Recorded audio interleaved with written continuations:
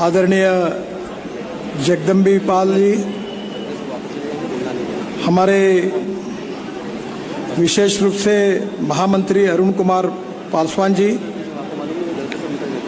मंच पर उपस्थित श्री मनोरंजन जी, श्री अभिषेक वर्मा जी, श्री शैलेंद्र पाटिल जी, श्री विलास कांबळे, श्री एनम तालुकदार, श्री अंशुमन बैनर्जी जी, अफरोज निशात जी, AK गुड्डू जी, डॉक्टर प्रवेश यादव जी और उपस्थित सभी भारतीय रेलवे माल गोदाम श्रमिक संघ के सभी पदाधिकारीगण और भाई और बहनों, सबसे पहले मैं जगदम्बी प्रसाद पाल जी का विशेष रूप से उनका स्वागत करता हूं, धन्यवाद देता हूं कि मेरे लोकसभा क्षेत्र में नागपुर में वो आए हैं। मैं उनको बहुत बहुत शुभकामनाएं देता हूं। इस देश के निर्माण में श्रमिकों का बहुत महत्वपूर्ण योगदान है।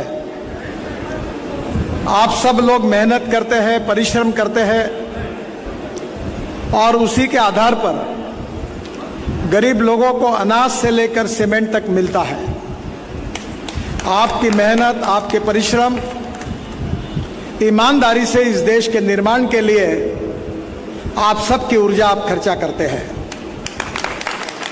भारत सरकार का ये कर्तव्य है कि जो हमारे शोषित, पीड़ित, गरीब श्रमिक हैं, उनके जीवन के साथ न्याय हो, उनके मेहनत का उनको सही मुआवजा मिले और उनको रहने के लिए रोटी, कपड़ा और मकान मिले। और इसीलिए हमारी सरकार ने प्रधानमंत्री आवास योजना में ऐसे लोगों को घर देने का निश्चित किया है कि जो सामाजिक, आर्थिक, शैक्षणिक दृष्टि से पिछड़े हुए हैं, जिनके पास रहने के लिए मकान नहीं है, उनको मकान उपलब्ध कराने का काम हमारी सरकार ने किया। नागपुर में भी हमने 25,000 मकान बनाने का कार्य शुभारंभ किया है। करीब 6,000 लोगों को मकान अवार्ड हुए हैं। मैं हमारे नागपुर के सभी श्रमिकों को आह्वान करता हूं कि आप इस योजना में अप्लाई करिए। आपको भी मकान देने के काम के लिए मैं पूरी मदद करूंगा। जैसे मकान की आवश्यकता होती है, वैसे श्रमिकों के बच्चों के लिए अच्छी शिक्षा मिलने की भी आवश्यकता होती है। यहाँ अजनी में सेंट्रल स्कूल है, केंद्रीय विद्यालय है, उसका स्टैंडर्ड अच्छा है और काफ़ी बड़े प्रमाण पर रेलवे के और जो श्रमिक काम करते हैं उनके बच्चे यहाँ शिक्षा लेते हैं। अच्छी शिक्षा मिलनी चाहिए, रहने के लिए अच्छा मकान मिलना चाहिए और जो बच्चे आपके हैं उनको अच्छी पढ़ाई करने के बाद रोजगार मिलना चाहिए। मेरा विश्वास है कि आपके अधिकारों का रक्षण करते हुए, विशेष रूप से इस समय कोविड के कारण हम सब लोगों को बहुत समस्याओं का सामना करना पड़ा। मुझे विश्वास है कि हमारे श्रमिकों ने उस कठिन समय में अपने को बचाते हुए सुरक्षा रक्षक हो, नर्सेस हो, मेडिकल, पैरामेडिकल में काम करने वाले कर्मचारी हो या गोदामों पर काम करने वाले आप जैसे श्रमिक हो, सब ने उस समय समाज की रक्षा और देश की रक्षा करने का काम कर्तव्य बुद्धि से किया है। इसलिए मैं आप सबको बहुत बहुत धन्यवाद देता हूं, आपका अभिनंदन करता हूं। बहनों और भाइयों, विशेष रूप से मैं नागपुर का सांसद होने के नाते मैं आपसे और एक अनुरोध करूंगा कि यहां से आयुष्य योजना में हमने एक योजना की शुरुआत की है। जो दिव्यांग है और जिनकी उम्र रिटायर्ड हो गई, 60 साल के ऊपर है, ऐसे लोगों को व्हील चेयर हो, चश्मा हो, सुनने का यंत्र हो, ऐसी 50 प्रकार की वस्तुएं फुकट में बांटने का हमने निर्णय किया है। इसके कैंप सुरेश भट्ट सभागृह में शुरू है। मैं आपके यूनियन के पदाधिकारियों को आह्वान करता हूं कि यहाँ पे जो भी लोग हैं उनको लेकर उस कैंप में शरीक हो जाइए।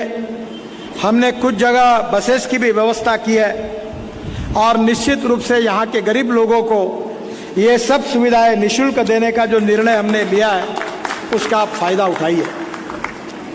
आयुष्य योजना में हेल्थ इंश्योरेंस की भी योजना है और उसके साथ उसका भी फायदा हमारे श्रमिकों ने लेना चाहिए।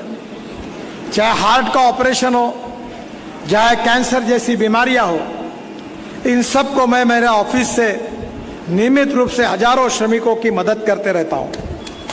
मैं आपके यूनियन के लोगों को भी आह्वान करता हूं कि इसके बारे में आपकी कोई अड़चन और समस्या होगी तो मुझे दीजिए, मैं पूरी तरह से आपको पूरी मदद करूंगा। राजनीति का सही अर्थ है समाज कारण। राजकारण का अर्थ होता है समाज कारण और समाज कारण का अर्थ होता है राष्ट्र कारण और विकास कारण। जो गरीब है, पीड़ित है, शोषित है, जो सामाजिक शैक्षणिक दृष्टि से, आर्थिक दृष्टि से पिछड़े हुए हैं, उनको भगवान मानकर उसकी हम निरंतर सेवा करते रहे, यही पंडित दीनदयाल उपाध्याय जी का आर्थिक चिंतन है। डॉक्टर राम मनोहर लोहिया हो, पंडित दीनदयाल उपाध्याय हो या महात्मा गांधी हो, इन्होंने हर समय गरीब लोगों के विशेष रूप से अधिकारों की रक्षा करने में जीवन को समर्पित किया है। मुझे कुछ दिन पहले एक इंटरव्यू में मुझे पूछा गया था कि आपके जीवन में सबसे अच्छा काम कौन सा हुआ है, तो मैंने कहा कि मैं ट्रांसपोर्ट मंत्री हूं। इस देश में 1 करोड़ लोग आदमी आदमी के ढोने का काम करता था।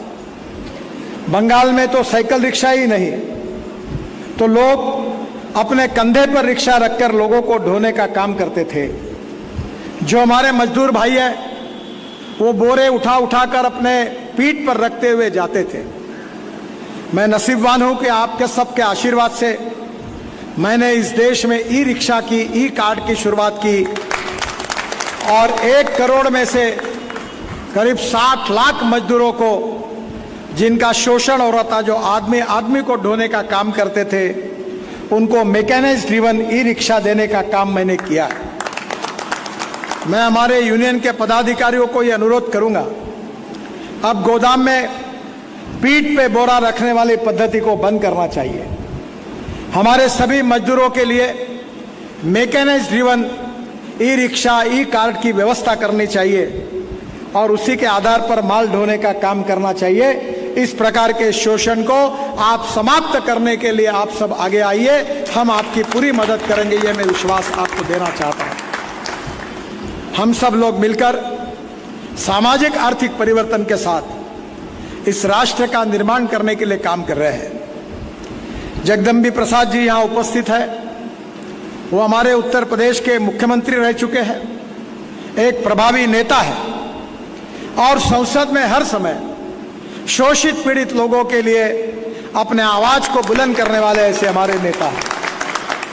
मुझे आज मालूम नहीं था कि वो इस कार्यक्रम में आ रहे, नहीं तो मैं उनको सुबह ही अपने घर पर बुलाकर और नाश्ता करके फिर हम दोनों मिलकर इस कार्यक्रम में जरूर आते। उनका मेरा बहुत घनिष्ठ परिचय है और निश्चित रूप से मैं हृदय से उनका स्वागत करता हूं। हमारे नागपुर में यहाँ वो अतिथि है।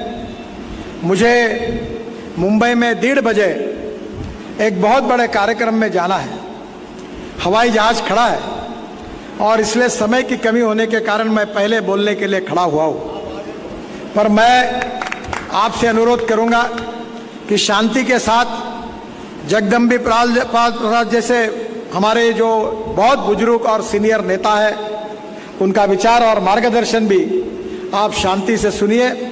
उनके मार्गदर्शन में हम दोनों मिलकर भारत सरकार में जो भी आपके कानूनी मांगे होंगी उसको पूरा करने का पूरी कोशिश करेंगे।